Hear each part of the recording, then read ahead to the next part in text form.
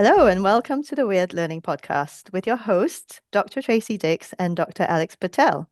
Today's episode, we'll be discussing the problem of criticality and what it means for university students.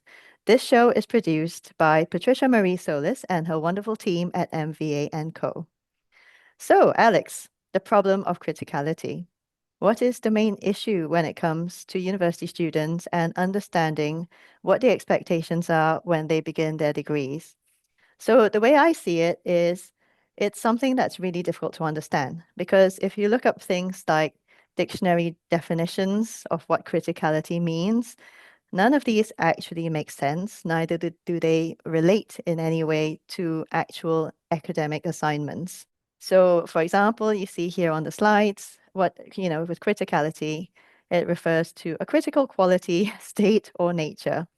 I can just feel someone saying something like, oh, gee, thanks. You're telling me that criticality is critical. But what does it mean to be critical?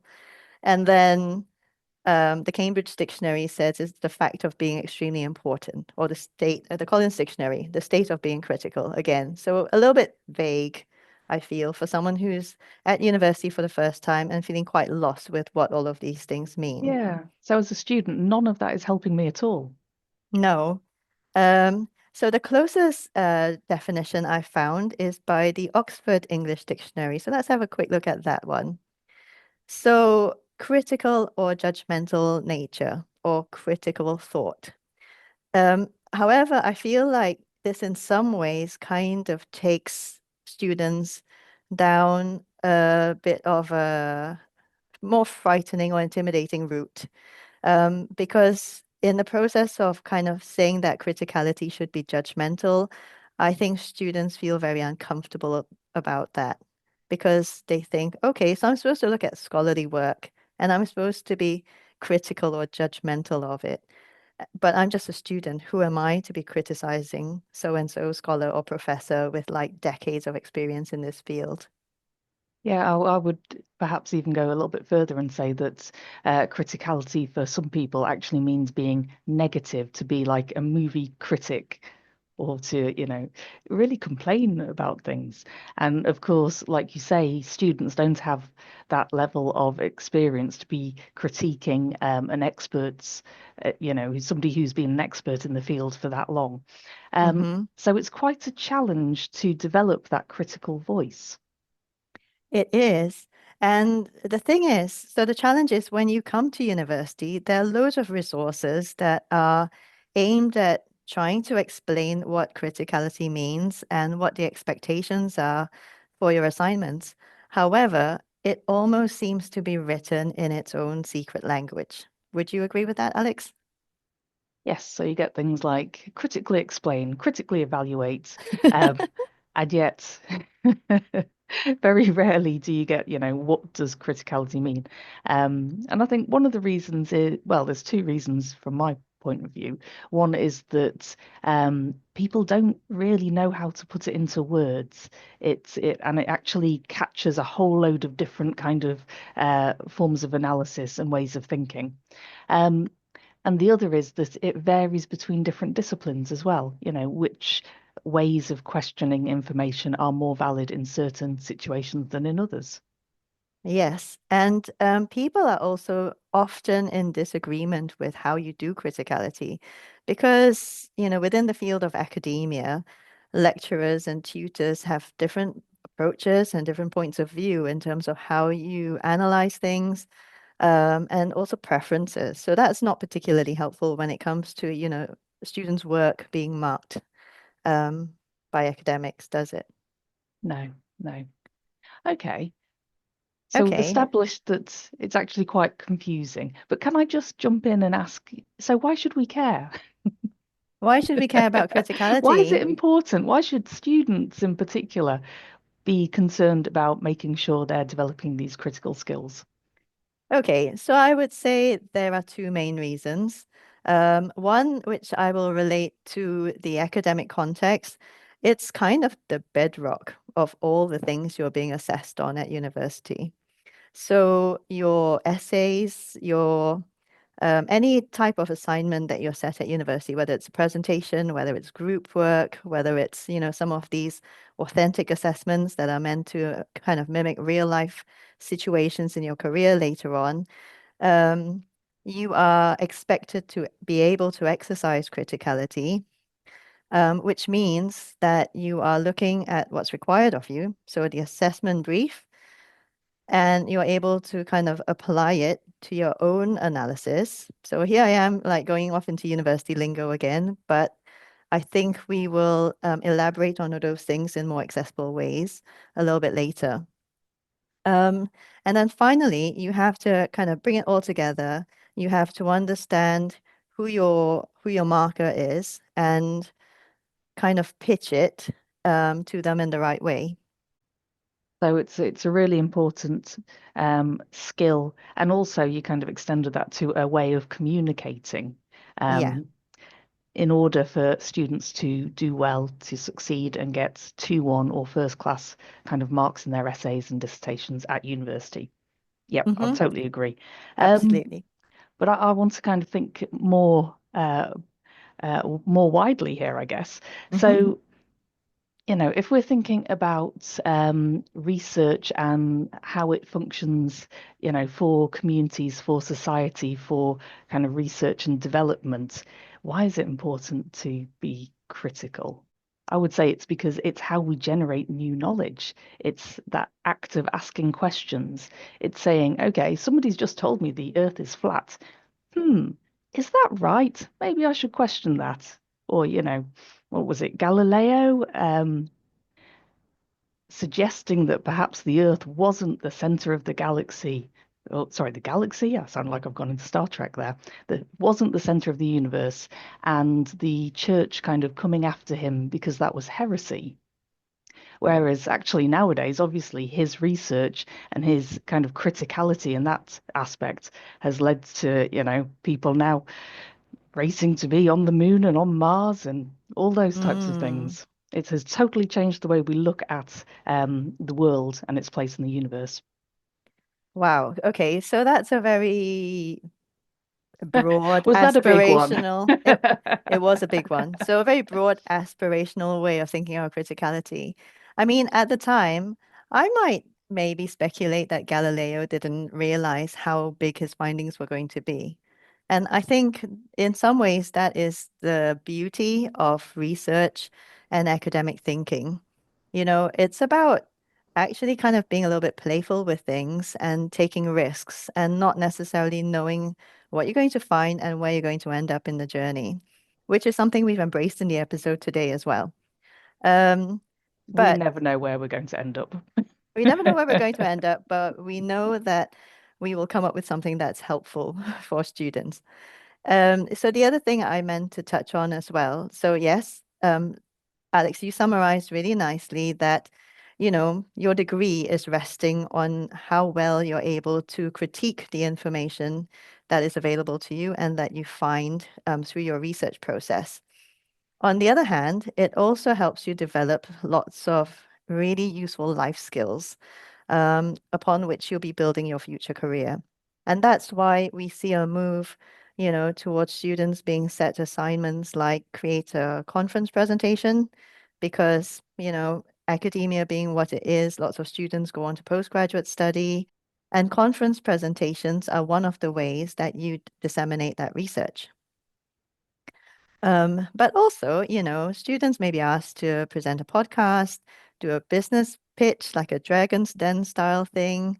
For example, if you're studying archaeology, you may be asked to do a presentation as if you are telling a group of school children, school visitors, about the site that you're working at. So they're all kind of employability skills that you're going to need. And criticality is fundamental to those skills as well. So I promised, a playful exploration of what criticality is, and without necessarily knowing what the end result's going to be.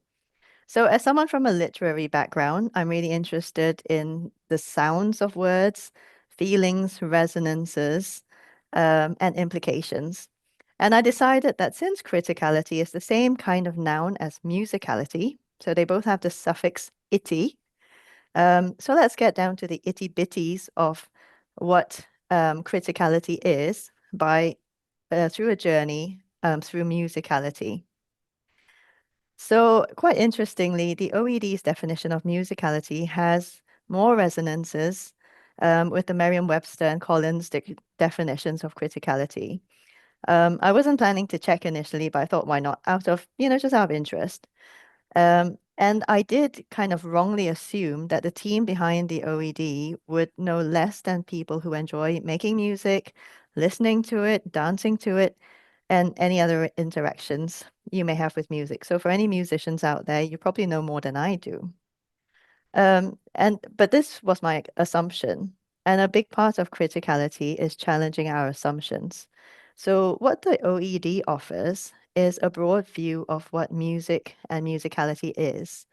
I want to pick up on what it says regarding accomplishment or aptitude in music, musical sensibility, and draw the connections later on in this episode to aptitude in criticality and critical sensibility. So, what does music comprise? I'm back to the Oxford English Dictionary again. It's, it talks about rhythm, notes, beats, instruments, sometimes all of these things, sometimes none of these things. It can be both melodious or discordant. It is also very much a matter of taste, of culture, social conditioning, and so on. So I would say that the definition that's provided here is a fairly neutral one. What do you think of it, Alex? What has just occurred to me is that you are right now you're performing a form of critical analysis. What you're doing is comparing and contrasting musicality and, what does music mean? What does critical mean? What does criticality mean? Mm-hmm. Yep, that's right. So, yeah, that was the plan. Even though I didn't quite know where I was going to get to when I started on this journey, I just thought, hmm, let's find another word that has the kind of same form that criticality has, and let's see how it contributes to our understanding. So this is a So, bit of a blueprint as to how to do a compare and contrast in a way. One of the kind of most fundamental mhm, building blocks of a type of critical analysis. yeah, so you start with what you know. You start with your own assumptions, and then you start questioning those assumptions, and you question the things you know. I think the skill behind being critical is forming that awareness of understanding that what you know is not what other people know as well, if that makes sense. And also understanding or refining the method of challenging your thinking. Not everyone is self-aware. In fact, this is something I read quite a long time ago, but a tiny proportion of the population are actually self-aware. A lot of people like to think that they are, but most people aren't. Dun, dun, dun. Confronting. So based on this dictionary definition of what music is, we can kind of elucidate that our qualities of criticality are very much determined by the same qualities of our personal taste, our culture, our upbringing, and social conditioning. And Ooh, as I that's mentioned, interesting. go on, what's interesting about it? Well, so your criticality will be different from my criticality. Somebody from a Absolutely. very different kind of background will ask different questions. They'll have different beliefs and starting points and different ideas about how the world works. And that will affect how they come to interpret anything they interact with. So, like a research experiment or an article they're reading, a manuscript or a book or whatever theories they're working with. Yes. And it's really good you've pointed that out because I hope this would be reassuring to students as well. Just because you don't think the same way that someone else does, say during your seminar discussions and situations like that, or even in group work, doesn't mean that you're wrong. It doesn't mean that you know less. It doesn't mean that your opinion is less valid. It just means you have a different point of view. A very valid and helpful point of view because to understand something properly, you have to see it from lots of different perspectives. Yes, you do. And, it can be quite difficult to be assertive about kind of speaking that truth if you're a relatively shy person. But it's really important to try and do that anyway, isn't it? As much as you can. And through the process of discussion, challenging each other, we become more and more aware of our qualities, of how critical we are, how we see the world. But also, we can try to then become more objective in our attitudes, which is also part of the process of criticality, becoming better at criticality. Yeah, so you're saying that once you acknowledge what our backgrounds bring to our own analysis, we can also say that it's in itself can have limitations. Once you're aware of your particular viewpoints and beliefs, you can kind of account for those and then deliberately go out and seek different ways of looking at something to really kind of Mm. test yourself. Yes, and that's why being at university is also such a hotbed for ideas and discussion and kind of intellectual exchange because you get people from all over the world coming together, lots of different backgrounds. I mean, you might have gone to like a multicultural school, for example, but everyone is kind of still based in the same geographical location, whereas at university, people come from everywhere, don't they? And with that comes multiple perspectives. Yes, definitely, definitely. Okay, so a question for you, Alex. What do you think of when you think of music? Have you got any favorite music? Oh my goodness. Well, I am not a musical person. I can't sing. I People say I'm tone deaf, to be honest. Um, I don't have a particular type of music that I listen to, so I'm not sure. I would probably go for a very standard definition of, I think music is it's not speaking, it's something in addition to that. So probably often involves um changing the tone and pitch and other words that I don't really know what the meaning of are of a person's voice, and perhaps using some external artifacts. I want to say instruments, but that feels like it narrows it down too much to kind of accompany it. hmm That's So, probably where I'd start. yeah, so often music might incorporate someone's voice, the way someone uses their voice, the way they use what are generally known as instruments. However, I guess that's not always the case. So let's look at some examples that would probably challenge most people's assumptions of what music is. So my first example is stomp, which is really, really cool. It's been around for a very long time, but let's have a look at the clip first and then we can discuss it.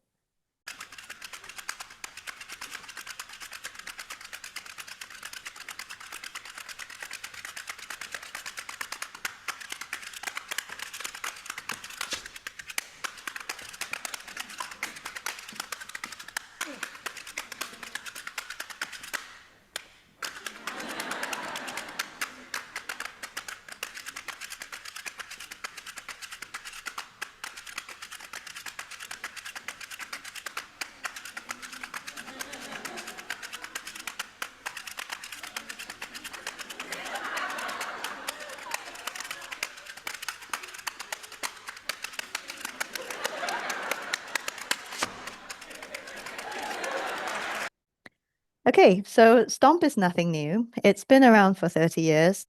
But I think the main reason it's taken the world by storm and plays to, like sell out theaters worldwide is because it really challenges most people's beliefs of what music is. I think it would be fair to say that no one is classically trained in matchbox, broomstick, or shopping trolley music. In the same way that, we have classical pianists, violinists, or cellists, for example. So it takes quite a bit of risk to get a troupe of artists together, playing and exploring with different objects in such an experimental way. And then you have the chemistry between artists, and it really comes together like a kind of urban orchestra that speaks to its audience. Because, for example, you've got the girl in the middle who gives like her colleague like a little bit of attitude. You've got the one right at the end who shows off what he can do with the matchbox and, seeks the applause, wants the attention. So now, what can we learn about criticality from Stomp? If I was to sum it up, I would say the first thing is don't be afraid to experiment. Find some plausible ideas and play around with it. Really develop those ideas and see where they go. The second point is look at your evidence. So through the process of playing with these matchboxes, these artists would have found some sounds and some dynamics that resonate with them. And you can kind of see that in the performance chemistry in the video. My third point is develop your evidence. So I said earlier on about, developing your ideas. It's a similar kind of premise. So they practice, they practice the rhythms with these matchboxes and they get better and better at it. They play with different types of rhythms. They play with it in different ways. They probably adapt it to, like how can, say, plucking on guitar strings be adapted to what you can do on a matchbox? What is the effect that it creates? Is that enough to kind of captivate an audience? So when you get some interesting evidence or results, it's a bit like scrutinizing what you have and then refining it so that the good stuff becomes better and its Mm. relevance to your end goal becomes clearer and clearer. Is that making sense so Yes. far? Yes, definitely. I can imagine there would have been a lot of things that they tried out and for various reasons just didn't take off, didn't work. And one of those reasons might be that it couldn't be translated into a performance. So, like you said about, communicating it to an audience. Mm-hmm. Yeah, so there would have been lots of things that didn't work, a lot of failures on the way, and ideas that are eliminated. And the important thing to point out as well is just because an idea might seem good in the moment, um, could mean it's worth developing for the future. And you might not use it for the kind of purpose you need it for now. So, for example, if you're working on an assignment, you might come across some really interesting ideas, but decide to shelve them for like a future project. Because you need to be focused on, in this case, like what would kind of captivate my audiences for this show now. And that other idea that had a bit of potential, let's leave it to another time, another purpose, another assignment, if that makes sense. And so, what's really nice about this example is that you've shown how doing something really crazy and out there, something that isn't just playing a violin. Not to put down people who spend their lives learning to play violins because that's an awesome feat, but it's they have created a new type of music, something totally unique and out there, which will also lead to further discoveries and challenge the boundaries of what music actually is.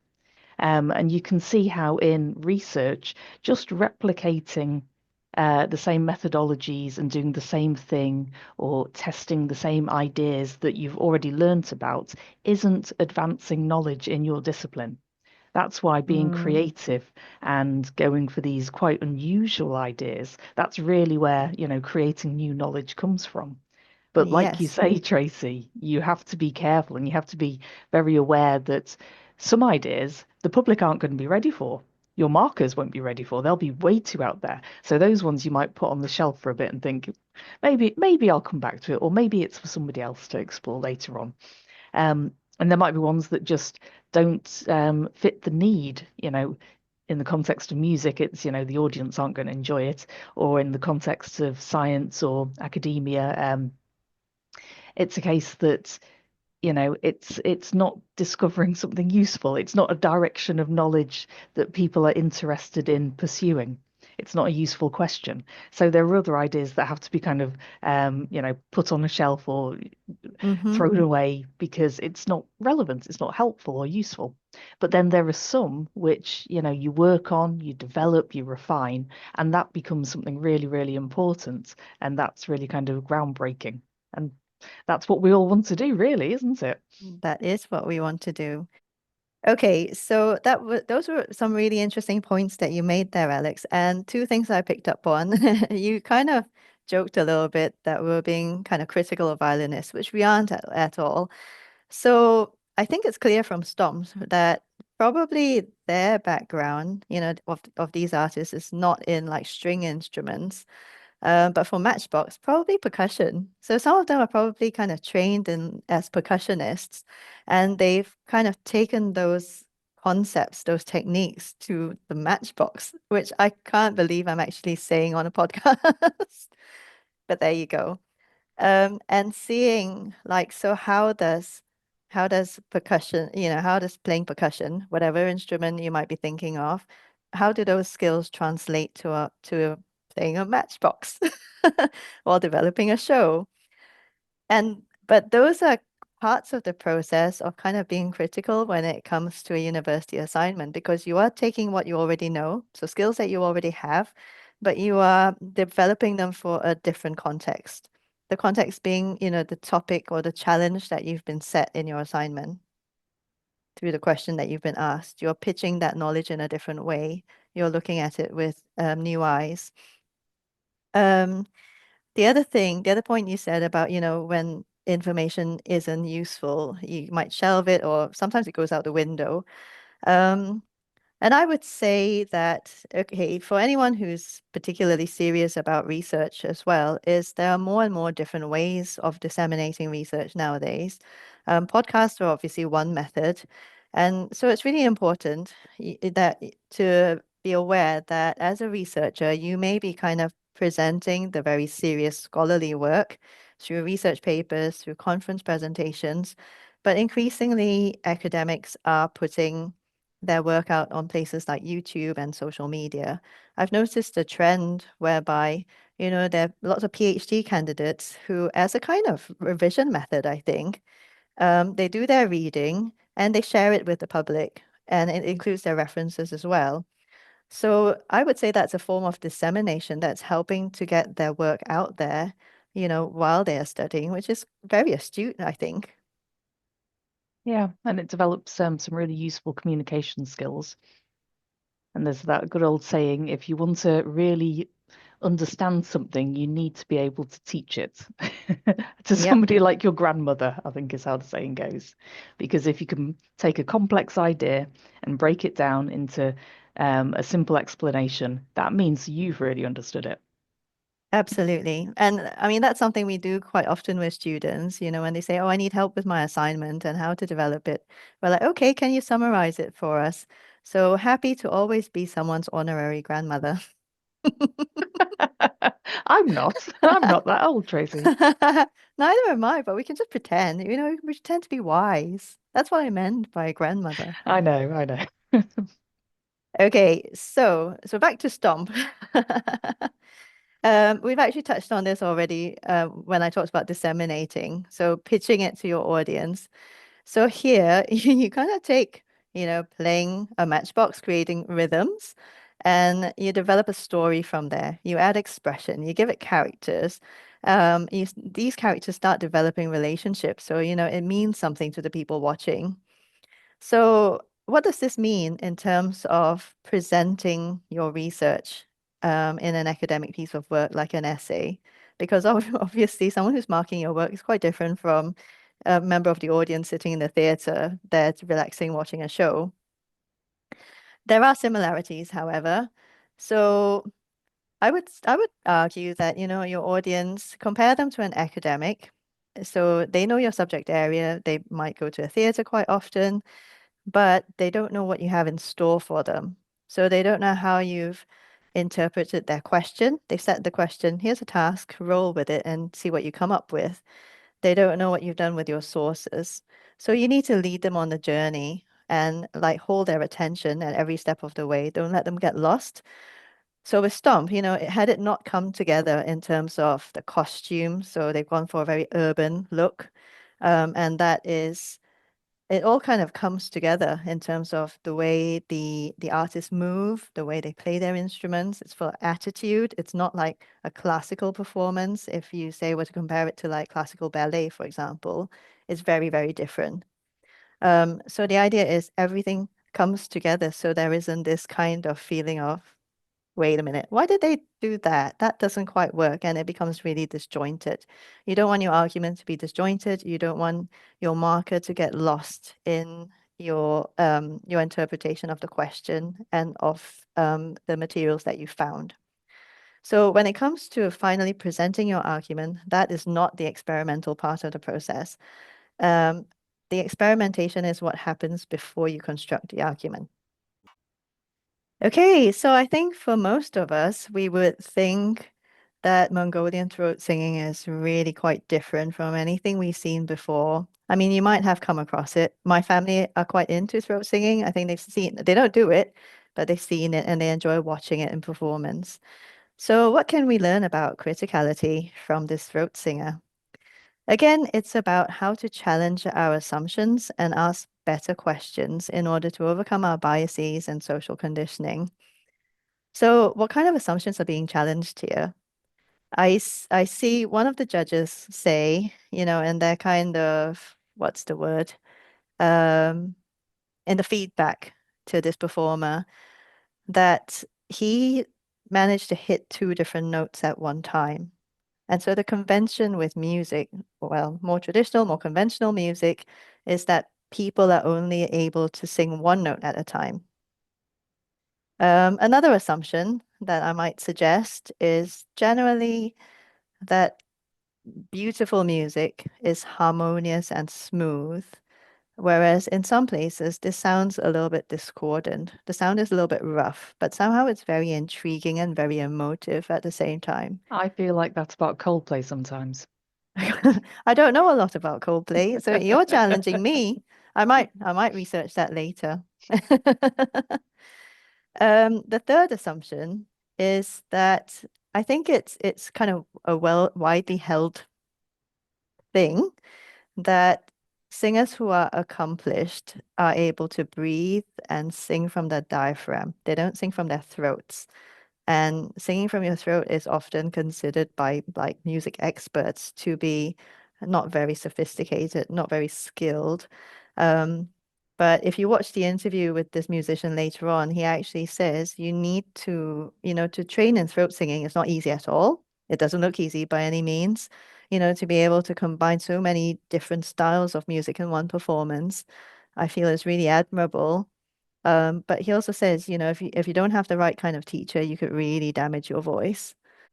And the other thing I would recognize that it's definitely not easy to question the foundations of ideas that are often promoted to us as facts. I mean, through our school life, we're constantly being taught things as if they're facts. We're constantly trying to, do our best in exams and achieve full marks by presenting that knowledge back to our teachers, back to our markers. But university assessment is very different in the sense that you are more recognized for your skills in critical analysis than you are for just presenting the knowledge in your Hmm. assignments. Yeah, so it's questioning those facts. Well, that I would say I don't necessarily believe that anything is a fact. Um, to me, a fact is what the majority of people believe in at a given point in time. Mm-hmm.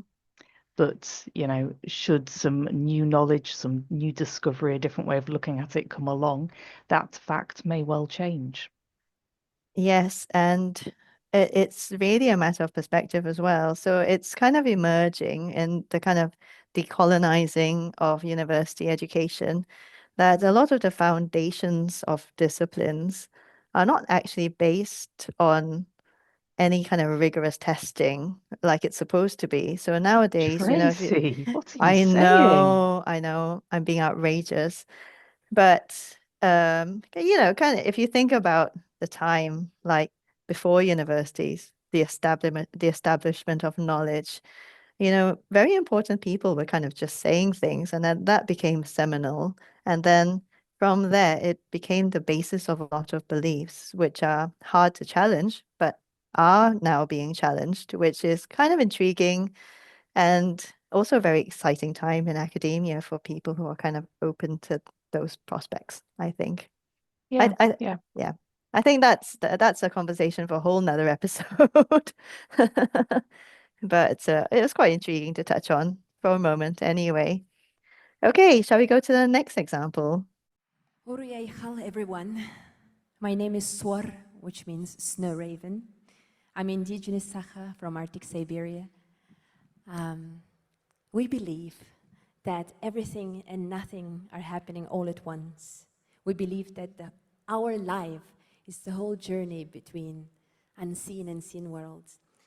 So it's an honor and privilege for me to represent my Sakha culture here on this stage at this beautiful celebration of life and share with you a blessing of Mother Nature.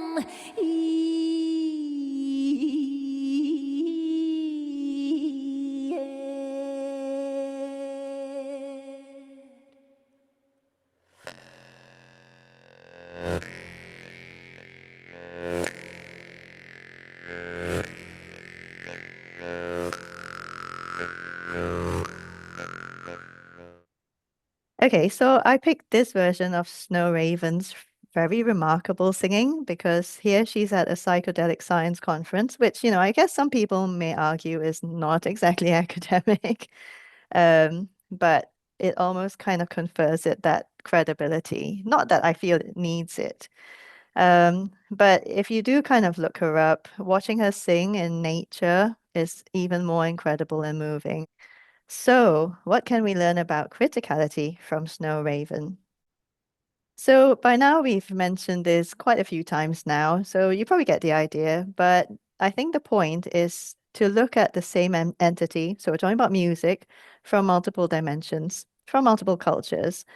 So, many people may historically view instruments and garments based on very natural, traditional, and especially indigenous materials as rustic or primitive.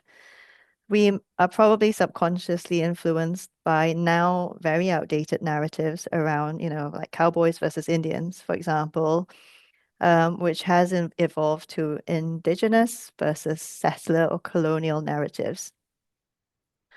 However, the diminished rights of many indigenous people compared to settlers in many developed nations would indicate that the former is generally considered less sophisticated and inferior.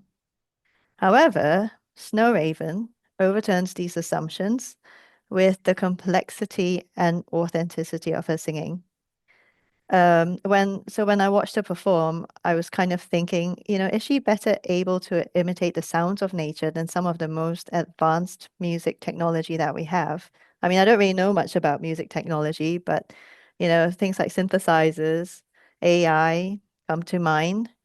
And obviously, I've made some generalizations here in these moments because I'm not a music expert.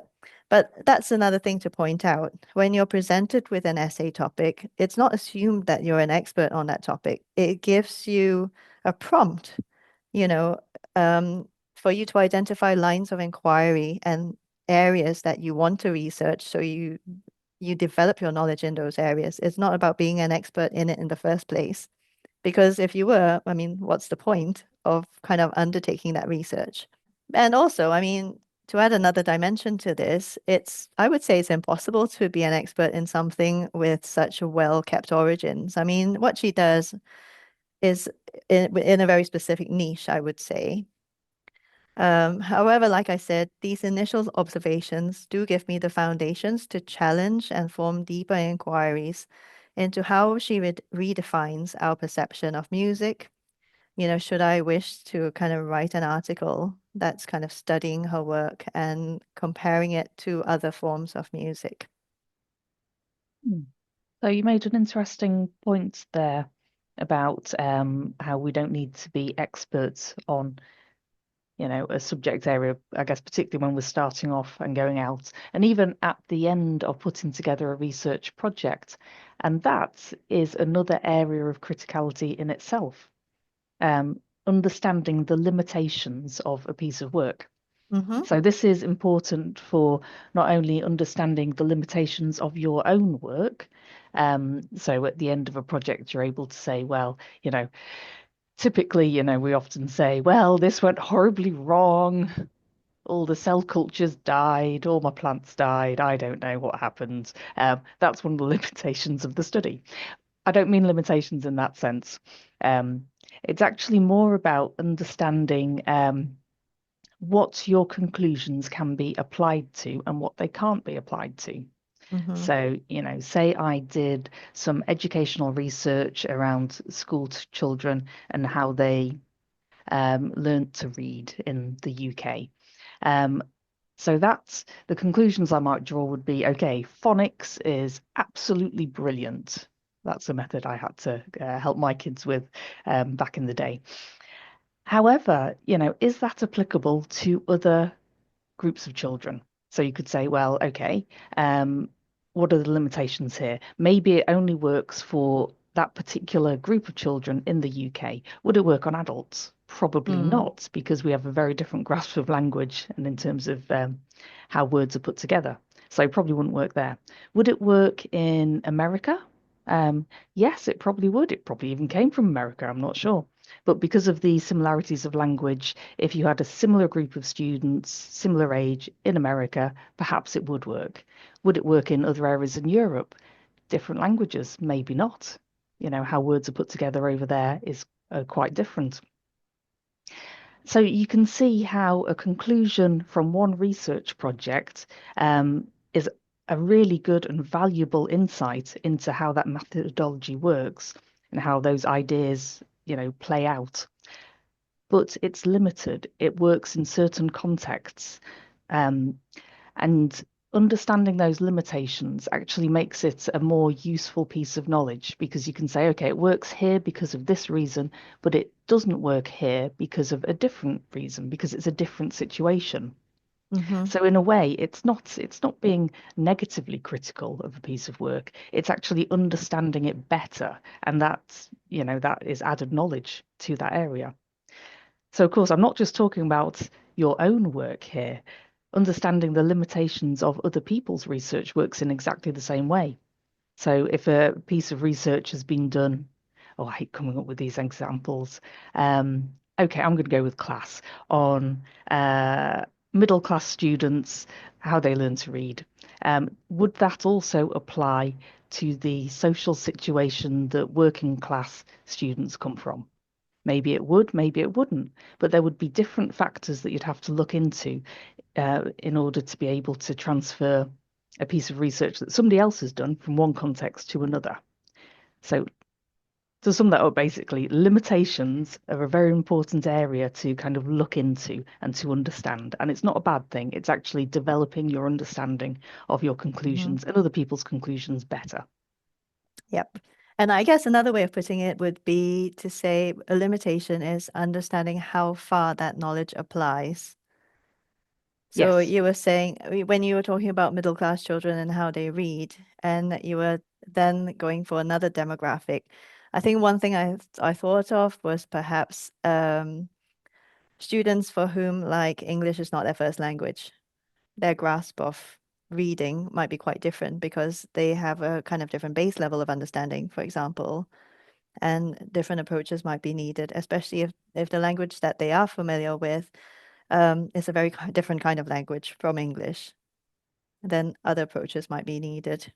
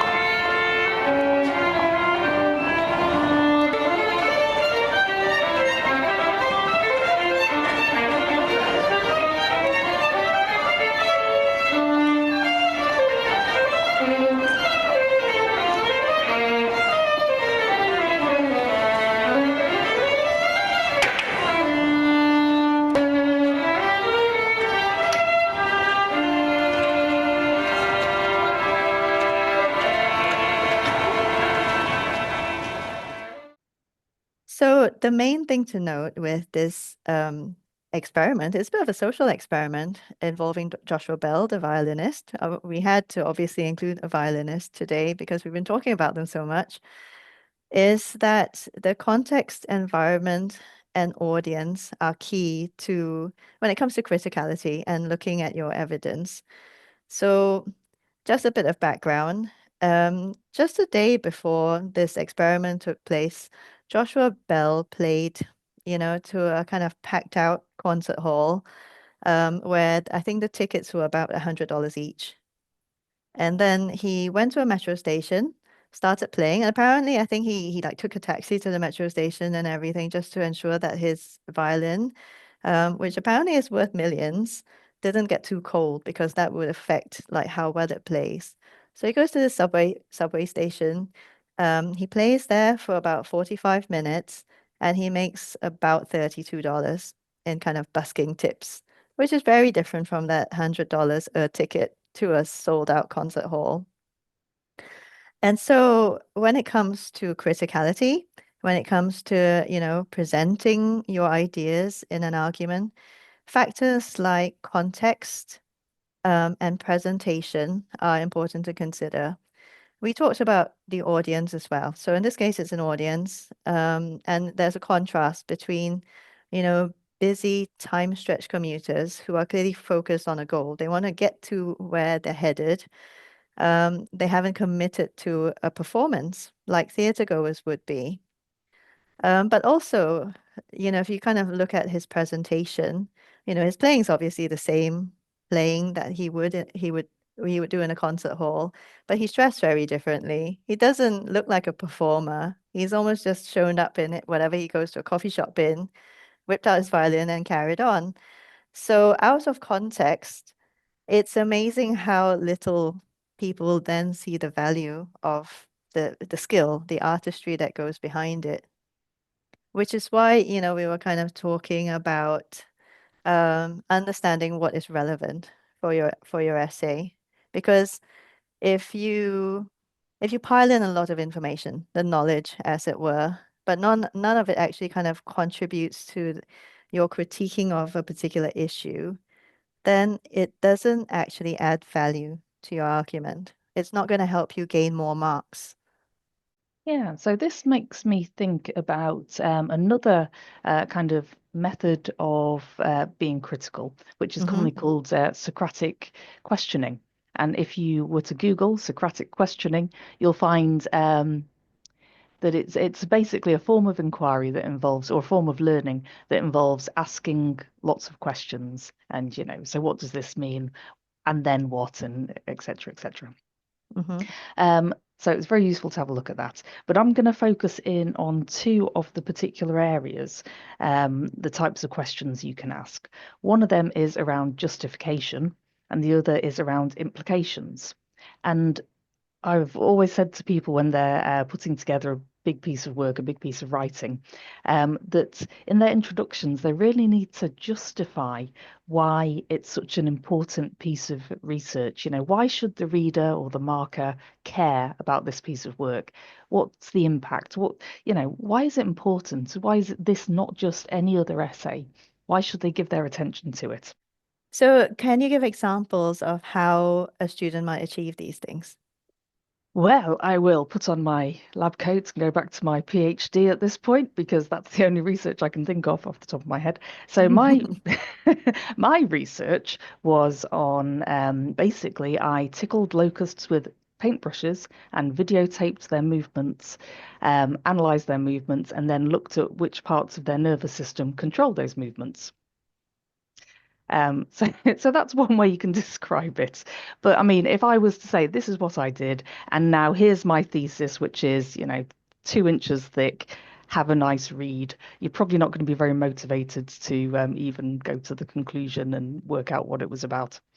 I don't know, So Alex. I mean, tickling locusts does sound very cool. not when you do it for 3 years. Okay, yeah. Um, But if I was to kind of take a step back and think about, well, why is this important for society? Why should you care, Tracy, in particular? I might say, Well, it's not just about understanding how the nervous system works. It's not just about understanding how the brain controls limb movements. So, in particular, we were looking at almost like a reaching movement. If you move your arm from, the top of your head to reach a cup that's on your desk, it's a different movement than if you had your hand on your knee and moving it to reach a cup. But okay, that still doesn't sound very exciting. So great, you've understood how the brain does that. So what? Well, so what is actually what can it be used for in wider society? If we can understand how the brain controls movements, we can program robots to be able to perform these types of movement with great precision. And we can see at the moment the robotics industry is really taking off. I know of some unusual projects where they send robots into really dangerous places, like some kind of robotic snake that goes into nuclear reactors to help decommission them and things like that. So if you can translate it into something that's important, we're talking about decommissioning nuclear power plants, protecting human lives, because robots can be sent in to do very precise, very accurate work that only otherwise humans could have done in the past. That's one area. Another Mm-hmm. really important area is being able to create really authentic artificial limbs. So if we understand how the brain controls a reaching movement, we can work out how to create an artificial limb that the brain can control, and we can give back movements to large numbers of people. We're talking about veterans, people who've been in accidents, and give them a much better quality of life. So now, are you going to research? Are you going to read my thesis and perhaps fund my next bit of research, my grant proposal? If I was an investor, I absolutely would fund it, Alex. But I you mean, probably wouldn't if I just said, will you give me, I don't know, £25,000 to tickle locusts for the next year? no, but see, if you were on a podcast, like so something like Brains On, for example, that's kind of very kid friendly, um, a title to the podcast like What Tickling Locusts Teaches Us About How We Move or How We Control Our Bodies. That would be quite a good hook. I want to know about tickling locusts. It sounds cool. Well, I know what I will get you for Christmas then. A little box of locusts straight to your Mm. door. You can enjoy as Alex, much as you want. I could tickle stick insects. We've got stick insects. I'm I'm sure that's a good starting point for someone who is only a hobbyist and mildly interested in this. It is. I There's also mean, research that looks at stick insects and how they cross gaps in particular. oh, there you go. There you go. I am, however, very grateful that you're the one who tickled locusts for 3 years, so I don't have to. We should all be grateful to Alex Patel for your commitment to locust tickling. So, looking at the justification for a piece of research or a project is really, really important in grabbing the audience's attention. Um, but then at the end of your write-up, at the end of your dissertation, thinking about the implications of whatever you have concluded is also really, really important because that's the last thing that the reader is going to remember. So that's the point where you can say, okay, this was my conclusion. These are the limitations. It can be applied in these contexts, but further work needs to be done in this area and this area for it to be more applicable.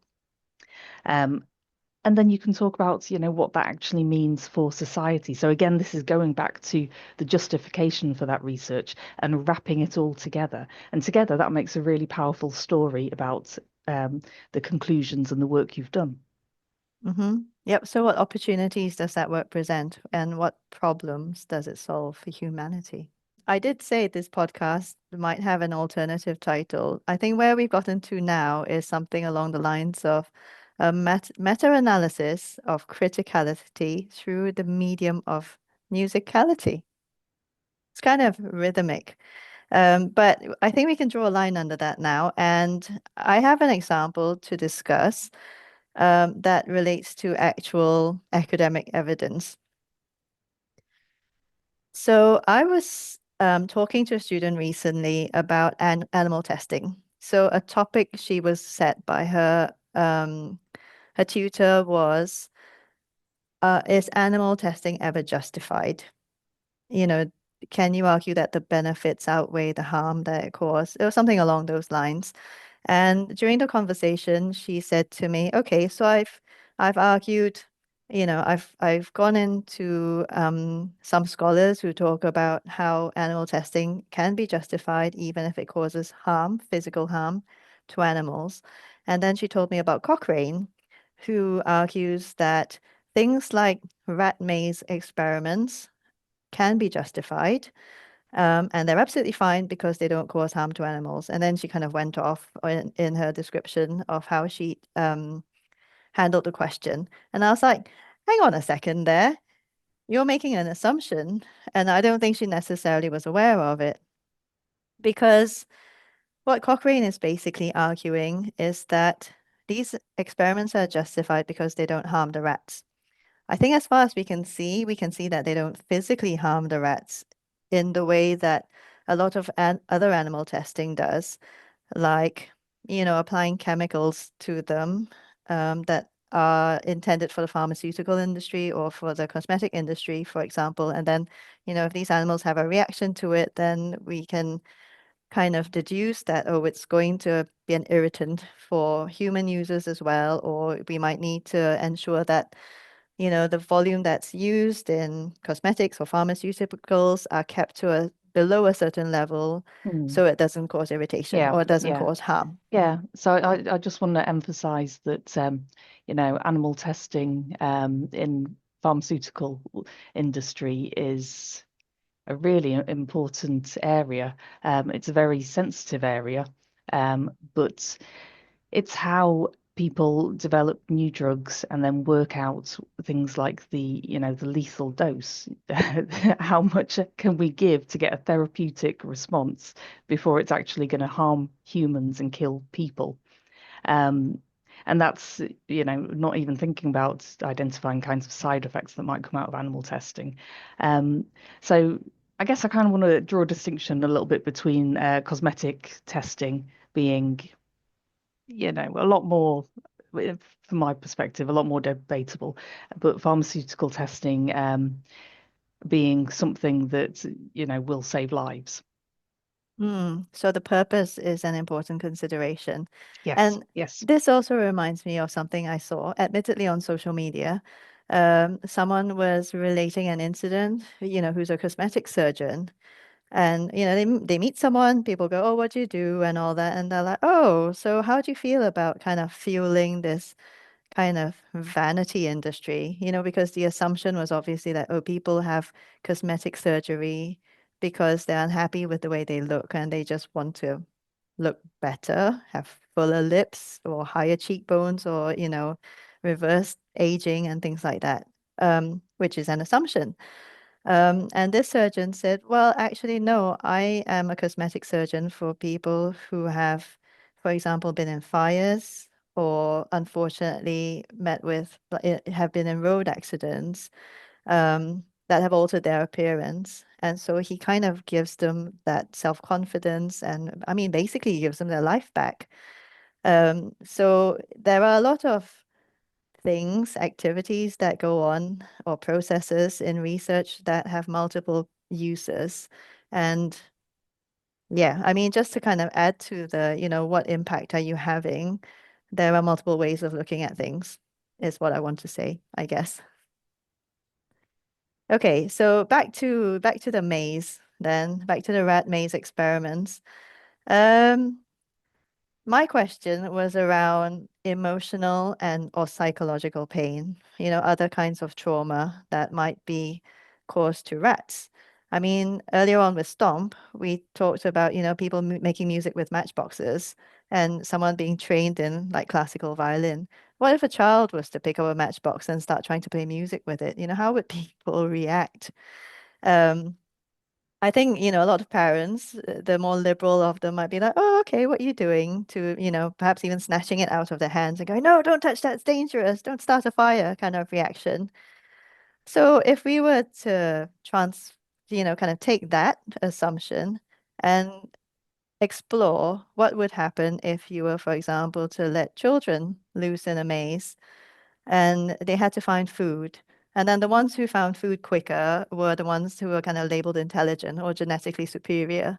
And then the ones who were slower were considered like stupid or inferior. I mean, there are kind of multiple levels here, of course, but I feel This like sounds like a great day out for the kids, Tracy. When are you opening this maze? When am I opening this maze? Well, so I deliberately picked a picture of a very industrial looking maze with extremely high walls and very clinical. And I feel like if you were to let the child loose in this without knowing what's expected, you kind of separate them from their family and everything that they perceive to be safe in the world, it would probably cause quite a few kids distress. I mean, some of them might be like, yeah, whatever, let's go, they might be able to embrace the curiosity behind it and just dash off to see what's there just for fun. But not all children are the same. I might argue that not all rats are the same. I think rat owners would say that they do have personalities.